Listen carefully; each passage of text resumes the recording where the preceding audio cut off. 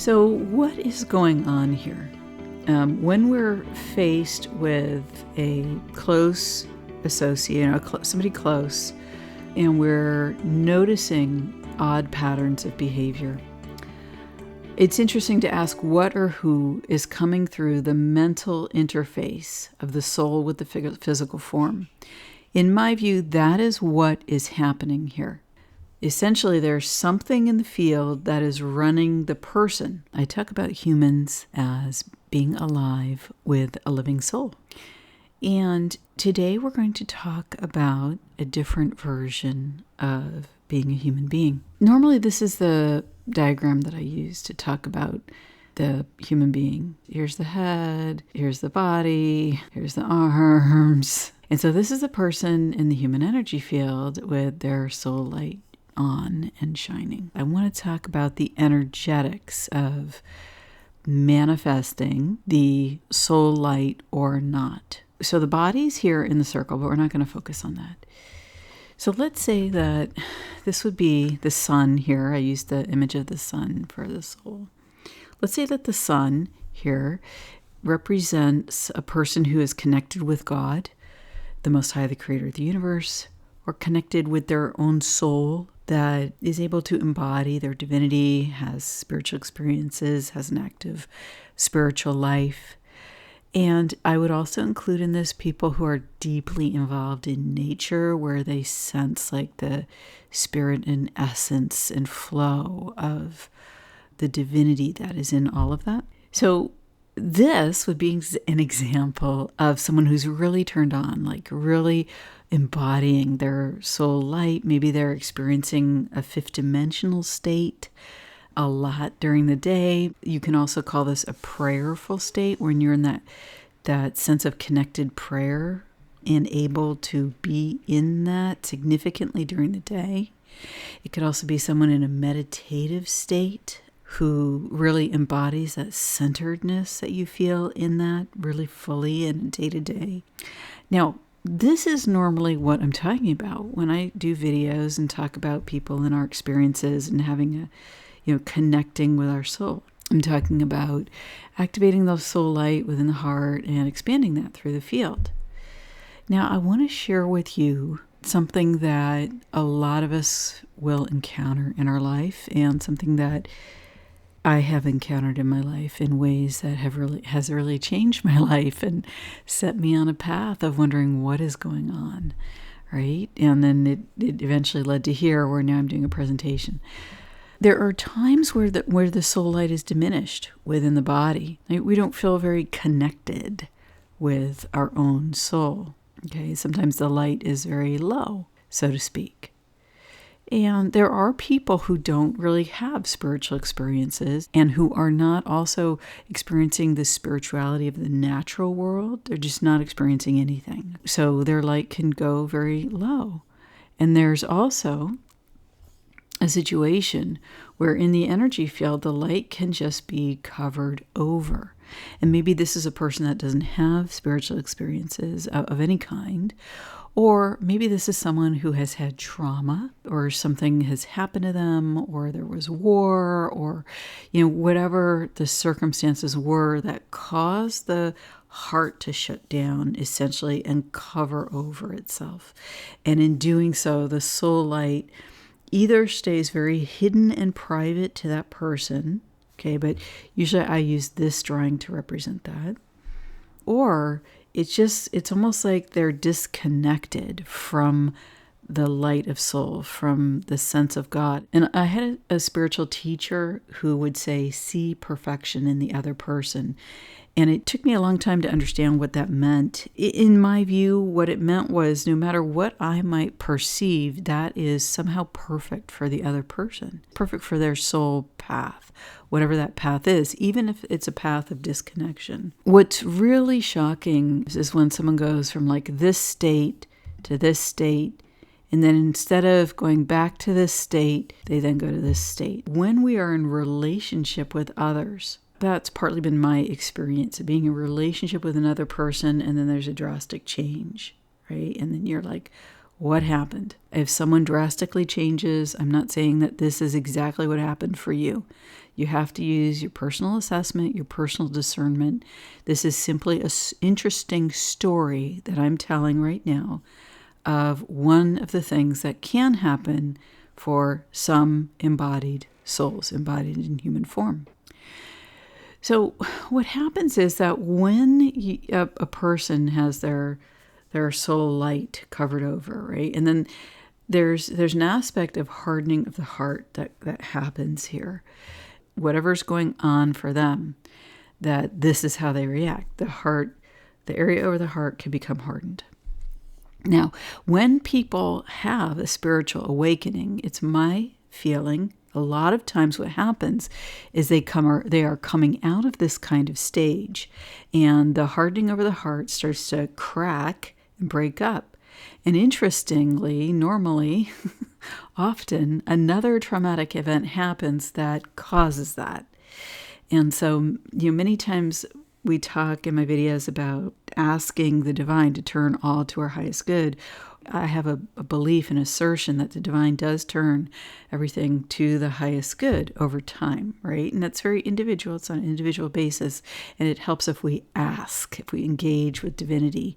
When this happens, then the light starts to crack the space up. Let me just show you here. Okay. And then you start to get, this cracking, and the light of the soul starts to shine through. And we're on the path to healing when this happens.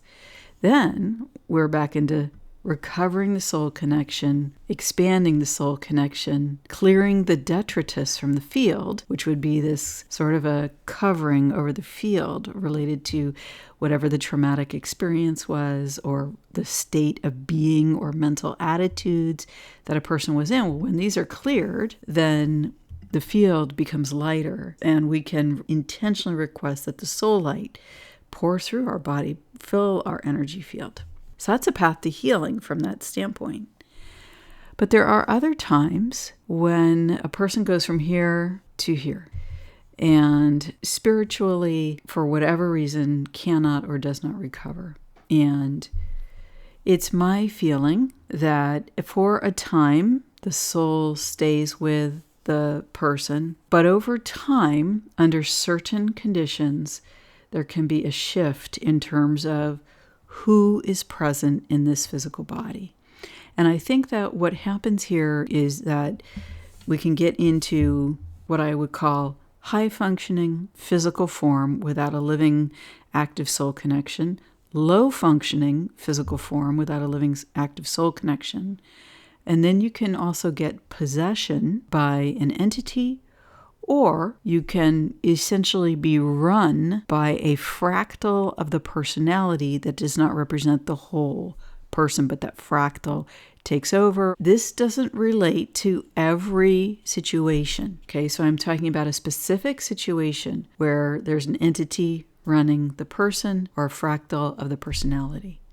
If there's a non-physical energetic being, or if there's a fractal of the personality, and you are physically safe interacting with the person. So what happens here? I think that some souls make a choice to leave the body, that some souls make a choice after a certain level of trauma, or life has gone a certain way and it was unexpected, or something they at a very fundamental level don't agree with, and so on and so on.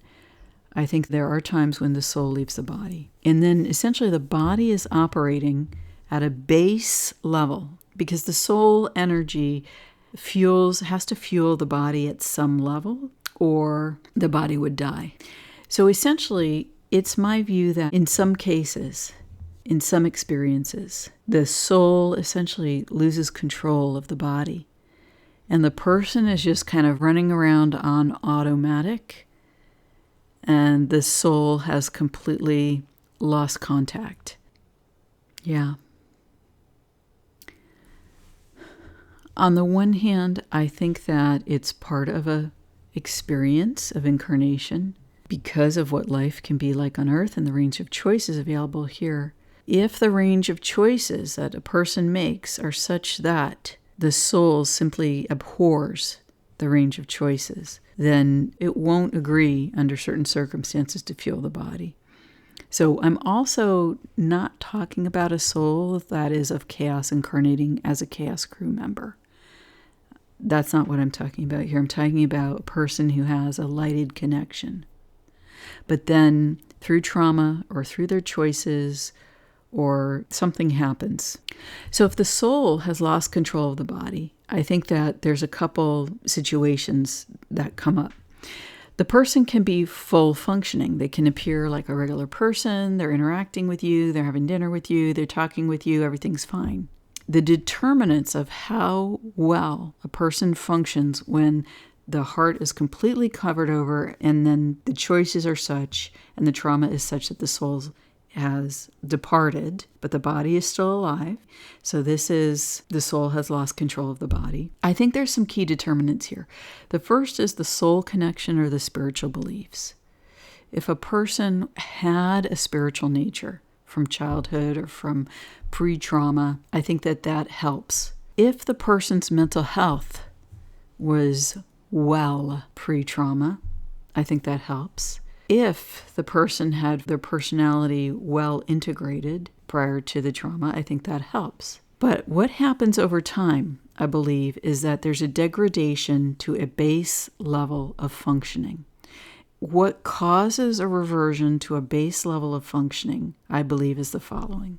The lack of soul connection, the lack of spiritual belief in God or the divine or the soul or something greater than oneself in a positive way, the degradation of the mind or mental health, the degradation of the personality into fractals. Yeah. So when you have a situation where these three factors have degraded, where the soul has left the body, and where a fractal of personality or an entity is now running the body, then you move to a base level of functioning for the person. And this is the brain, okay? I'm using the brain here to indicate a level of health because it's really, as a human being, for functioning, it's really our heart and our brain that make the person, the heart with the soul connection, the brain as the matrix through which the soul experiences life, speaks, observes, performs, etc. So there are certain conditions under which an entity is able to move into the field. Because once the gradation of the person has gotten to a certain place, then the vibrational frequency becomes a match for an entity to move in. And this can also happen through an attack where the person gives up. If a person's attacked in an energetic attack by a negative entity, and the living human being says no and commits within to keeping their soul connection, a possession cannot happen. It's simply not possible because the soul maintains control of the body. And even if there has been a degradation, and then in the degradation there's an attack, there's still a choice point. There's still a choice point because a person, as we said, I believe, can recover from this condition. And I have seen people recover from this condition. So here, where now there's an entity, okay, there's going to be an entity. It could also be a fractal of a personality. But if there's a fractal of the personality, I believe it's often the case that an entity is involved. Sometimes the entity will have a similar energy to the fractal of the personality. Once the entity is booted out, the fractal of the personality can be reintegrated, and then the process of recovering that soul connection by doing spiritual practices or intentional practices that you want to reconnect with your soul, you want to reconnect with God, you want to reconnect with the light that you are, that starts to then crack up this energy over the heart, and one can recover their soul connection and their life. So now let's go back to, this is what I wanted to show you. When there's an entity that's walked into the field and the soul has departed. Now I'm going to show you something here. Do you see how the light of the soul is still shining in the field at a base level, and it's shining through the eye of the entity in the mouth here? Why? Because the entity itself does not have power. It does not have life force. How could it be alive or running a physical body and not have life force? It doesn't have life force for the living human world. It doesn't have that capability because it exists in a different spectrum of light, of energetic being. So what it does is it uses the light of the soul. See, it uses the light of the soul. Actually, it would be not this. It would be like this. Hold on. You know what? I'm going to redo this so that I can show you exactly what I'm talking about. Okay, this is what I'm talking about. What happens in this situation, the right eye, okay, so this is on the left side, but this entity is looking at us. So through the right eye of the human being that you're looking at, you will see the soul light that's left. Through the left eye, you will see the entity. That's just how it is. Why is it like that? I don't know. It just is. So this is what the whole left eye thing is about who really runs the body. Who really runs the body? That's what that's about. If the left eye has a different entity than the right eye, that's a key indication. I had the disconcerting experience for me and the entity of looking, oh, and there's the barking. Yep, bark it away. I remember, burn the violet flame, invoke a space of sacred discharge. Again, I'm just going to repeat that because that's the energy of neutral in which I'm telling this story. But I am remembering a memory. In a space of sacred discharge, in a space of neutral, I'll just say this story. I was in the hospital and I was looking at somebody who was now significantly disabled from a health event. The two eyes, it was quite marked. Through the person's right eye, I saw them. I saw what was left of the person. Through the left eye, I saw this wild, wild look. And and a look of confusion, of fear. It was because the entity was now trapped in a disabled body. What my angels asked me to do was to hold my two hands, and I'm protected by the light. I have set my energy field parameters. So that's just how I live now. I live with energy field parameters. I discuss that in many videos. Because when you claim your divine authority and you set your parameters, then this kind of thing cannot happen, right? When you are connected with the light within. And even if you can't feel that connection, you can just ask. You don't have to sense it, see it, have a sixth sense about it. If you just talk to God and ask, or talk to your soul, or talk to your higher self, talk to your guardian angels of the highest light, that's all you need to do to protect oneself, right? Because when you claim the body for the soul, that's it. That's divine law. The body is the temple of the soul. So when the human being aligns with that, agrees with that, it's over for this kind of entity. They can't get in. So anyway, I'm in the hospital and my angels asked me to hold my two hands together over the body. And what they did was they sent this incredible beam of light through my hands, because you have chakras in your hands.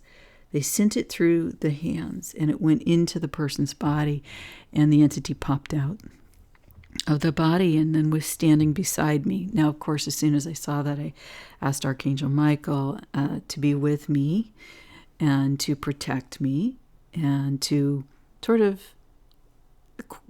hold the entity there so I could just take a look at it without it, coming at me or anything like that. And that was a very interesting experience. I did not expect that, yet it confirmed for me my feelings and my intuitions about this person who I had known very, very well in my life. So once I had an exchange, and I don't normally do that, but in this case, for personal reasons, I did. Archangel Michael took it to its place of highest good, which is what I asked him to do, because that's what my spiritual guidance indicated to do. And Archangel Michael is mentioned in the Bible. He's mentioned in actually the texts of the Bible, of Judaism and Islam, as one of the archangels. He embodies divine will. He's a protector. And so he's available to any human being that asks to be in relationship with him. But I had the blessing of coming into a relationship with him many years ago. Through an introduction, I was introduced essentially by a couple of people to him. And I have found that having a relationship ongoing with aspects of divinity, like Archangel Michael, like Jesus, has been very, very beneficial and protective for me in my life. So I tell this story, there's no fear here. I hope that you can perceive that. There's strength. Because as living souls, number one, in a human form, number one, we can recover from these situations. If you've been traumatized, you can recover. You can recover your soul connection if you know you've lost it, or if you can't feel anything, or there's certain ways that right? There's certain things you know what, I can't feel anything, and that's not right. Naturally, not as a side effect of medication. So that's what I want to share with you that's hopeful, that you can recover. You can learn techniques to boot the entity out. Just as the angels sent light through my hands. If a person feels they have an entity in the field, they can ask our angels of the highest light. They can ask their higher self. When you learn, you can actually do it yourself. But when you do it, you are working with divine energy. You are working with your soul self, in my view. At least that is from a fifth dimensional perspective, not from a 4D or a magical perspective. But from a fifth dimensional perspective, from a soul-connected and an embodied perspective, you can work with your angels of the highest light. You can work with Archangel Michael. You can work with Jesus Christ. You can work with Mother Mary or spiritual beings that you resonate with. I would always say of the highest light, of the highest soul-level source light available to me as a human being or something like that. And just boot them from your field. Nothing can be in your field without your permission, because you are a human born with a divine soul. In other cases where the person has a energetic entity or fractal of the personality and they're mentally functioning, the recovery is possible.